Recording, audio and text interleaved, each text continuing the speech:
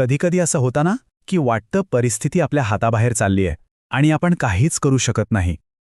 पण अशा वेळी सुद्धा खरंच हसणं शक्य आहे का? आज आपण त्याच कलेबद्दल बोलणार आहोत, जी आपल्याला कुठल्याही परिस्थितीत हसायला शिकवते. हाच तो मूळ प्रश्न आहे.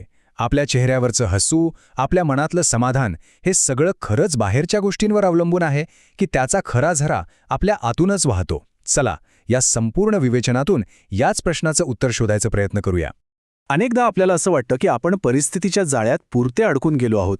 जणू काही आपलं आयुष्य आपण नाही तर बाहेरच्या घटनाच नियंत्रित करत आहेत. पण असं का होतं आणि यातून बाहेर पडण्याचा मार्ग आहे का? पाहूया. ही भावना नेमकी काय आहे हे समजून घेण्यासाठी चला रोहनच्या गोष्टीकडे वळूया. रोहन कोणी वेगळा नाहीये, तो आपल्यातलाच एक आहे.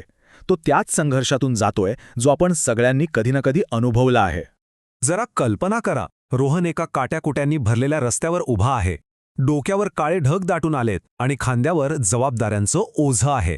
त्याला वाटतंय की यातून सुटकाच नाही. हे चित्र खरं तर त्याच्या मनात चाललेल्या वादळाचं प्रतिबिंब आहे. रोहनची खरी समस्या ही आहे की तो आपलं सगळं बळ बाहेरची परिस्थिती बदलण्यासाठी लावतोय. त्याला वाटतंय की एकदा का हे काटे आणि हे काळे ढग बाजूला झाले की मगच त्याला खरा आनंद मिळेल. पण हाच तर त्याचा सगळ्यात मोठा गैरसमज आहे. बरं, मग यावर उपाय काय? रोहनच्या या संघर्षात आशेचा किरण कुठे आहे? तर या अंधारातच ज्ञानाच्या एका सोनेरी ज्योतीसारखा 1967 सालचा एक संदेश आपल्याला मार्ग दाखवतो. आणि त्या संदेशाचं सार या एका व्याख्येत आहे: जीवन जगण्याची कला. म्हणजे काय? तर आनंद हा काहीतरी मिळाल्यावर मिळणारा रिझल्ट नाहीये, तो एक चॉईस आहे, जगण्याचा एक मार्ग आहे. हे शब्द आहेत परमपूज्य गुरुदेव पंडित श्रीराम शर्मा आचार्यजी यांचे. जरा विचार करा, जर हे शब्द आपण खरंच आपल्या आयुष्यात उतरवले तर किती मोठा बदल होऊ शकतो, नाही का? आनंद बाहेर शोधायचा नाही, तो आत आपल्या दृष्टिकोनातून तयार करायचा आहे. पण हे सगळं बोलायला सोपं आहे, नाही का?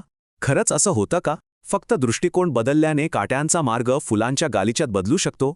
चला बघूया हे कसं शक्य आहे. इथे दोन वेगवेगळ्या मानसिकतांमधला फरक अगदी स्पष्ट दिसतोय. एका बाजूला आहे परिस्थितीचा गुलाम, जो वाट पाहतोय की कधीतरी संकट दूर होतील आणि मग आनंद मिळेल.